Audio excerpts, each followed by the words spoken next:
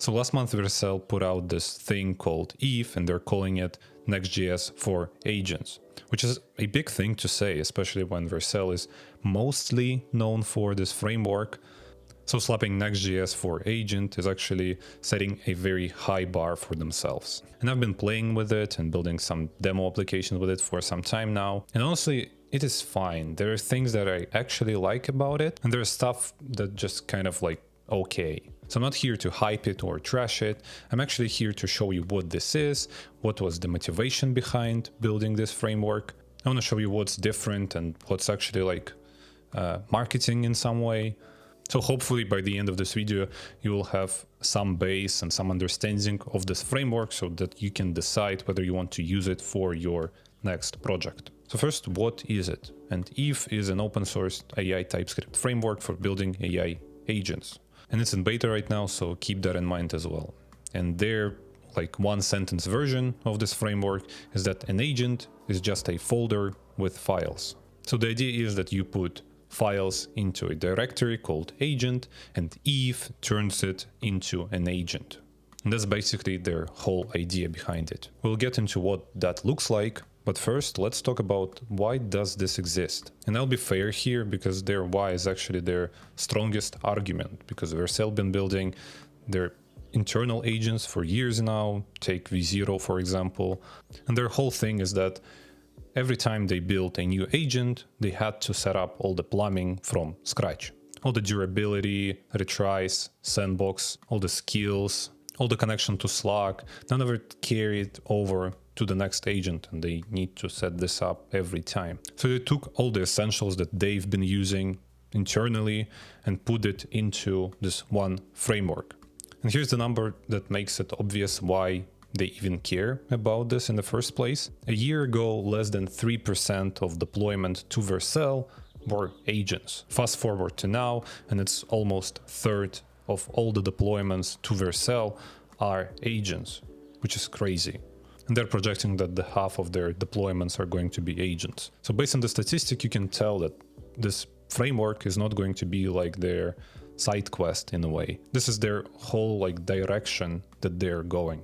And so that's their pitch about this framework. Now we actually need to distinguish what's actually new from what's actually just nicely packaged. Because here's my honest reaction after playing with it and building something with it, is that there is nothing new here about this framework. The only new thing is that you write your agents as files, and that's pretty much it. All the durable execution, retry sandboxes, observability have been here around for some time now, and all the other frameworks support that as well. So if you're looking for Eve, that's something that nobody ever done, that's not the real story and not real motivation of this framework. What Eve actually did is take all the pieces and all the components that you would build yourself and bolt them all together, and they put them into this one opinionated box where everything just comes out of the box. And I'm not saying that this is not valuable, I'm just saying that it is packaging. There's nothing new here, and I want to be straightforward about this. Before I show you any code and the project that I built for this video, I want to show you, and I have to show you, how Eve wants you to think about it. Because if this next part doesn't click, everything is just going to feel weird. So here's their mental shift, and it's really the whole thing.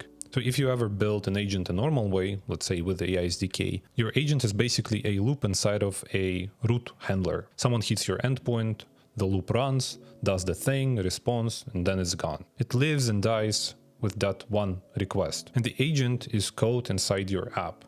With Eve, it works completely different, because with Eve, every single agent is its own separate standalone deployment. Is its own service. It's running on its own, it's running with its own runtime. And if you take, for example, your web application, is just one of the things that talks to the agent. It's basically a client of your agent, which means that if you connect Slack to your agent, Slack is just one of the connections, one of the clients of your agents. The same goes with Discord, the same goes with Linear, GitHub, etc. But here's the part that actually made me go like, if web application is just one of the clients, you start realizing what the Vercel actually like betting on. I think with this framework, I felt like this is not framework for building like chatbot for your application in some way, even though you can. It's focused more on this workspace communication, you can say, where you have channels and you can call your agent from Slack and other different workspaces. And you can look at what they're showing off. Their most used internal agent is like a data analyst that talks to people in Slack. And it answers like 30,000 questions a month. They also got another agent that just routes work to other hundreds of agents as well. So their whole highlight reel is agent that you summon inside of your workspaces that you're already working in, like Slack, Linear, GitHub, etc. And to be honest, that's what it feels where the whole industry is going, towards agents that you call from the tools that you are already using and not like a destination that you can go to. And after building agents with Eve, that's exactly what this framework feels like is betting on. Okay, let me show you now the project that I built. Here's the project that I built with Eve. It's a research agent where you can put, let's say, company and compare two companies, let's say. So I'm going to compare Mastra as a competitor to Vercel Eve. If I send that, this agent is going to do a bunch of web research. And the prompt, it says to like follow a specific like a workflow. So that's why it separates everything into phases. You can see here that it writes files. It can also read files, so it writes notes for itself as well. And the other thing here is that sometimes AI is going to call to-do tool. So Eve comes also with built-in tools out of the box. So it includes to-do tool, it includes skill-related tools. You are probably seeing all the tools now on the screen. So here, after our report has been generated, you can see here that it's a like HTML report about both of those frameworks, and they're backed by sources and things like that. So now let me show you how it works. And as I said, an agent is just a folder with files. So here we have our agents. Here we have our agent where we are defining agent, and we're calling it from Eve. Again, we're still using all the primitives from AI SDK because it's fully built on top of AI SDK as well. You can see here that we've defined this agent as file. Here we have our instructions for our agent, and you will notice that's again just a file, MD file, where you're specifying all the instructions as a separate file. The same goes for all the tools, where you're defining tool, you're specifying descriptions, input schema, output schema. And here you're also specifying approval. When do you want this tool to be approved by the user?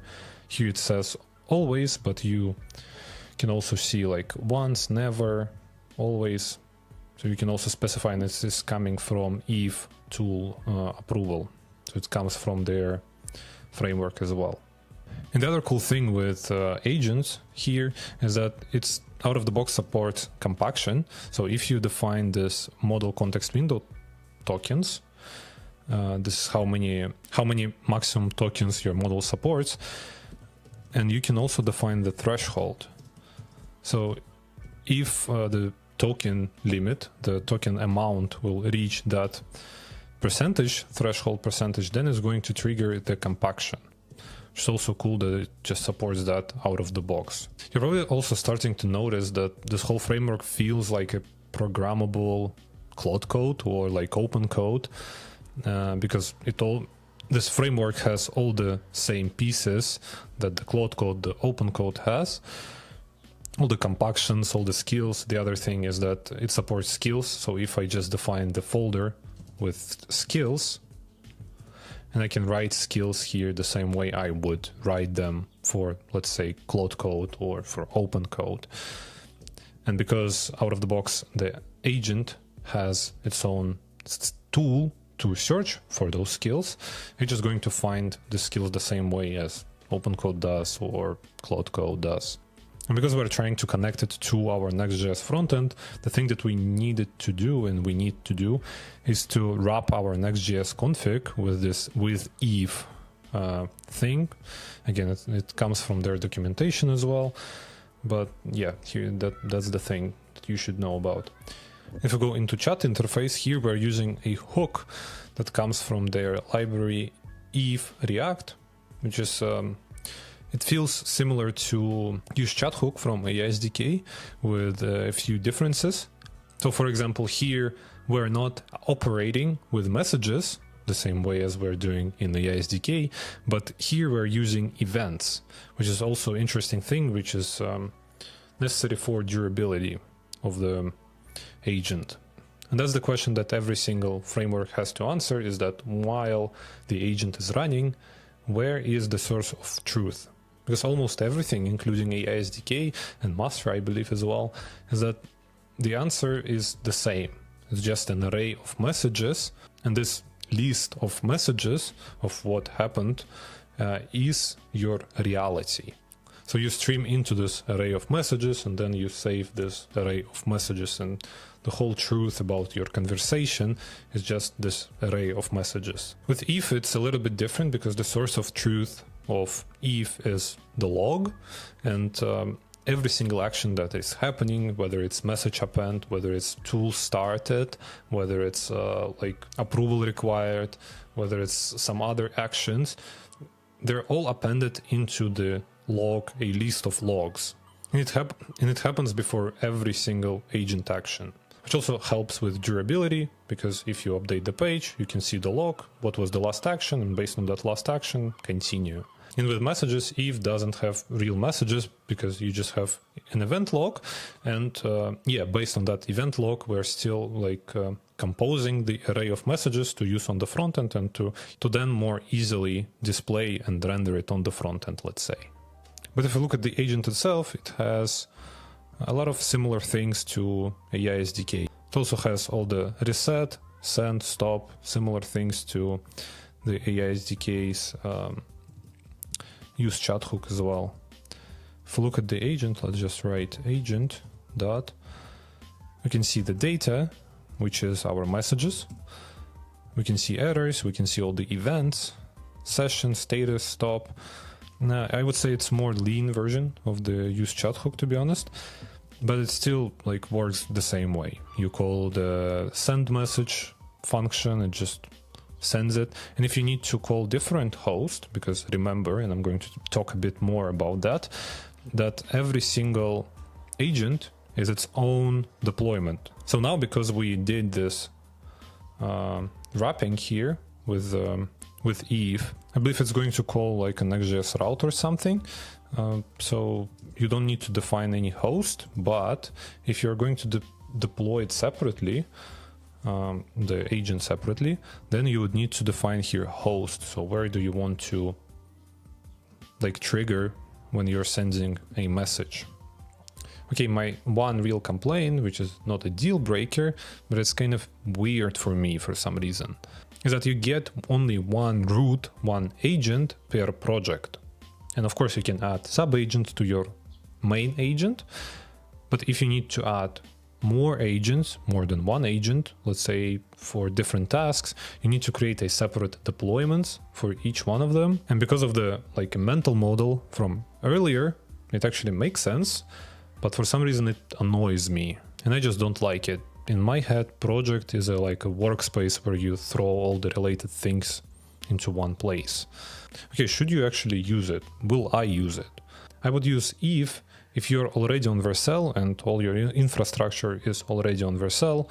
And again, from my understanding, if you're building those agents that you're calling or summoning from like Slack and different workspaces where you're working in. That's what I felt while playing with it. And I would skip it if I'm not using Vercel as my primary deployment, or if I need like build a simple thing or a few simple AI features that are not fully agent or agentic, let's say workflows or some other AI feature like classifiers, I would still use something like AI SDK or maybe master in some cases. So for this kind of things, this Eve framework is not going to work because it's fully focused on building like those autonomous long-running agents. And so going back to that you have to be on Vercel to use it, you actually can deploy it separately. You can deploy it not on Vercel. And there is also like the repository called Steve, which stands for